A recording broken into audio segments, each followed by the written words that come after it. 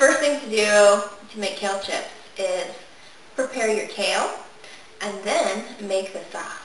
So to prepare the kale, it's really nice to have a large bowl. If you don't have a large bowl, you can do it in multiple steps. It'll just take you a little longer.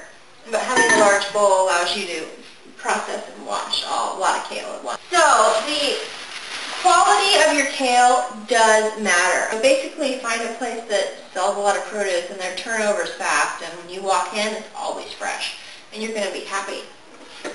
So what I do is I take my kale and I just took off that little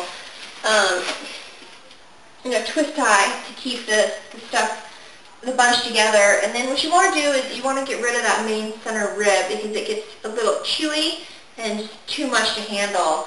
And so start just shredding off, pulling off the kale. And what you want to do is something about this size or the size of your palm is going to be the maximum size that you want for the chip. And so you can kind of just get an average there and think, okay, I don't want that chip to be hard to chew, and so I'm going to get rid of the hard stuff. And then these little guys are just kind of extra, and you try to leave as much as you can. So you're just going to go through the bunch and process it that way. Maybe take the leaf and break it off at the top, and then peel off the main stem. It's worked well for me in the past. So I'm just going to go ahead and clean off this entire bunch here. And then once I'm done with that, I'm going to fill the bowl up with water and rinse my kale. And so I know these greens have gotten a really nice rinse. And again, 2 bunches of kale usually fills up an entire 9-tray dehydrator. But nature is random, and every bunch of kale is a little different. So sometimes 2 bunches doesn't quite fill you up. Sometimes it's a little more than you need, and you're squishing them together to try to get them all to fit. I've been known to eat the kale chips before they go in the dehydrator. It's kind of like when you make cookies and the cookie dough is so darn good you're eating the cookie dough. Kale chips can be like this. And this is the wonderful thing about eating raw vegan foods is it can taste so good. That bunch of kale is in process. I'm going to move on to the second one. You can see how the second bunch of kale I got is a lot smaller, and that the leaves are more compact, and there's not as much stem to rip off. So again, I'm just getting rid of that main center rib and picking off the things that I don't really want to eat. I think a lot of the raw foods is getting the desired texture that you want, and part of that is, slicing things the right size and preparing foods the right way. So this is how we make our kale chips. And how awesome that in this day and age, we can make chips that taste like cheese, yet they're vegan, and made with kale, so they're actually really good for you. I just love it. These chips are so awesome. And I think that they are really, part of the main thing that helped me get over my pita chip addiction. So I've now finished 2 bunches of kale. You can see it's filled up this whole bowl. And 2 bunches is about what we'll need to fill up the dehydrator. And so now what I'm going to do is put it in the sink that's too small for the bowl. Fill it up and give it a good rinse. And what I'm going to do is I'm going to fill the bowl up with water until it covers the kale. And then I'm going to massage it a little bit, not too much, but enough to make sure that the water is rinsed around. And then hold it down, dump it out, and my kale chips are ready to be saucified. So that'll be yummy. And I've got most ingredients ready for you, and so it should go by pretty quick. So we've got our water now filled up, and this just makes sure that the water gets everywhere in all those little crevices, and there's no bugs or anything left in our organic kale. Then we just do our best to hold it back. Dump out that rinse water.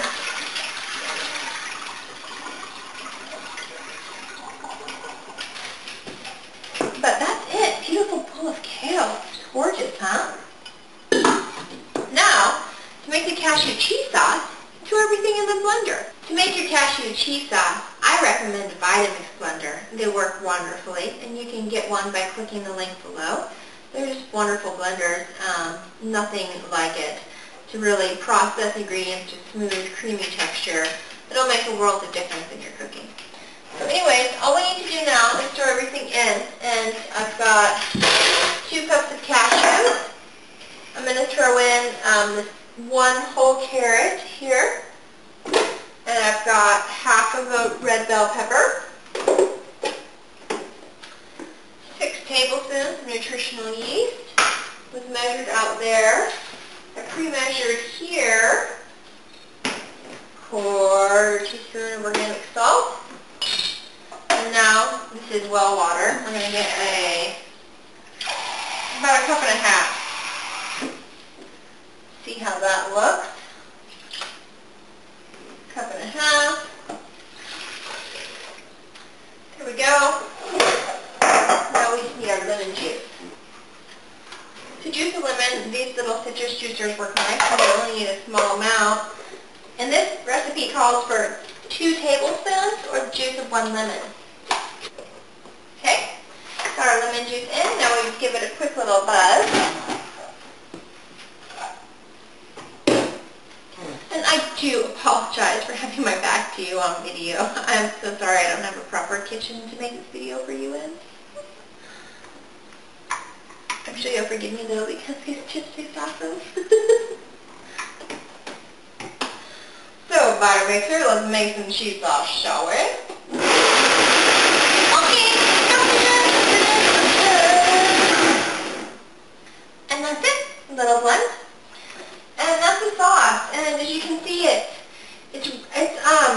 liquidy and it sticks to the top of the blender container and you stir it around, which is what you want. You want it to be chunky enough to stick to the kale leaves, but not be so liquidy again that it's just going to fill up on the bottom of this bowl here. So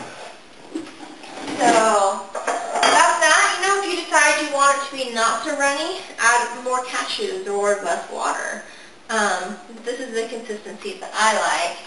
And now all we do is pour it on our kale chips and get a nice even mixture. You may have seen how I spread it around the bowl there to help start this process.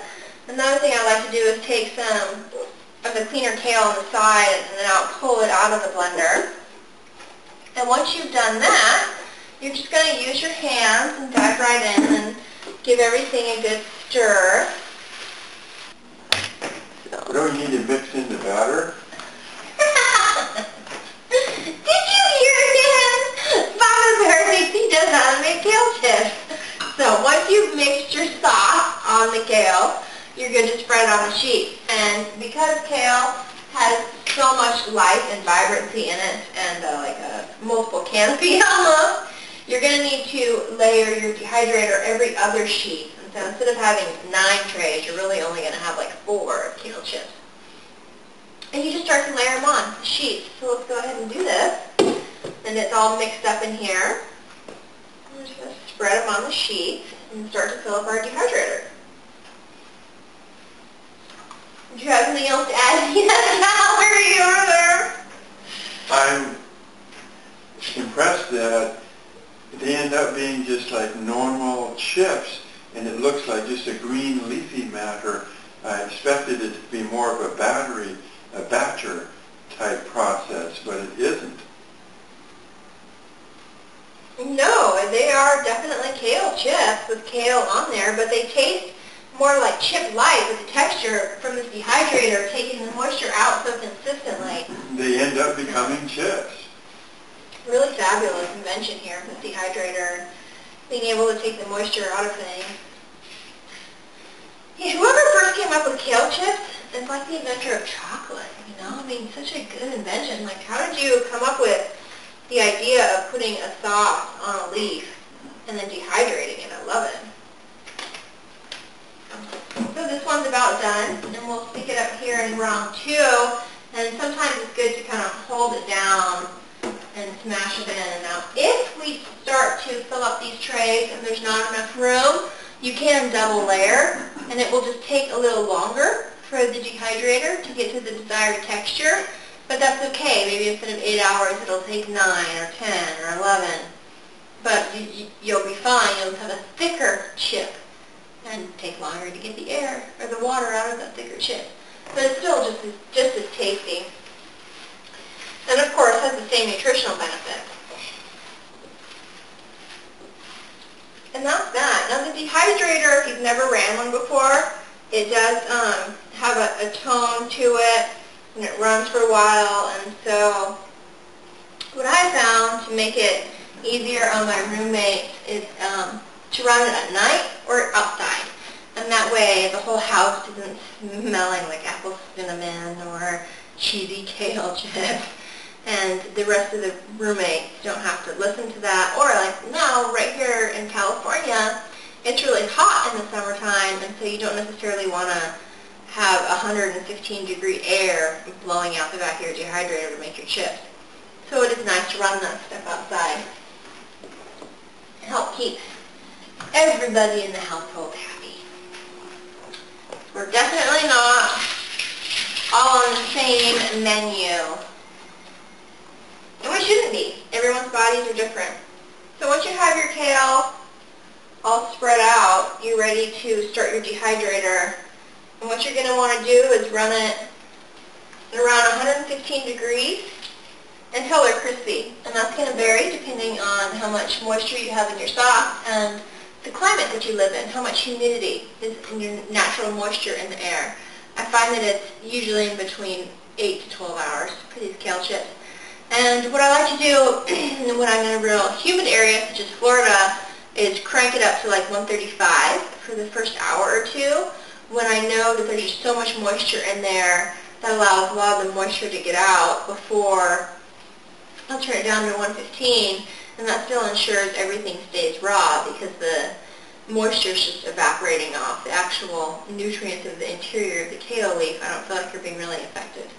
So anyway, that's my strategy. I'll usually crank it up a little bit hotter and then turn it down. Now that I'm in California, I'll just leave it at 115 and let it run and come back and test the crispiness.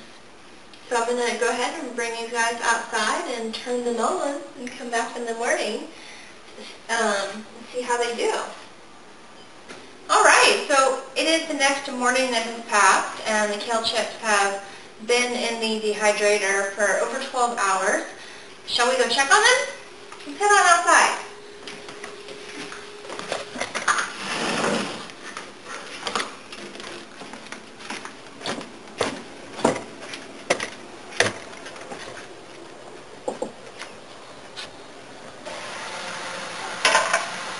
Gorgeous! There's the dehydrator. All right. So, try these babies.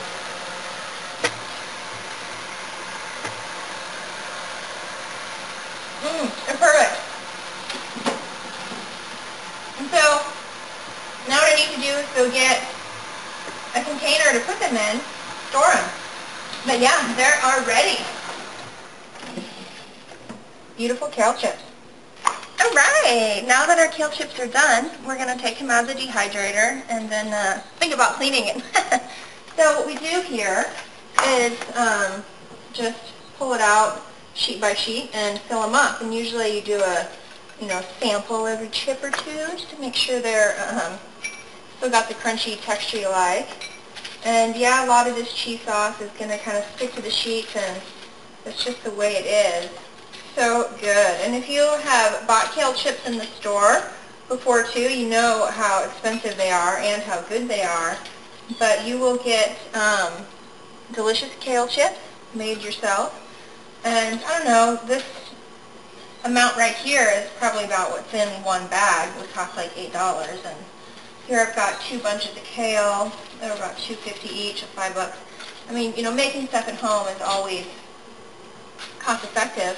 And the thing I like about it too is you can vary the amount of flavor you want on there. Like this chip is hearty, cheesy sauce. It's going to be good.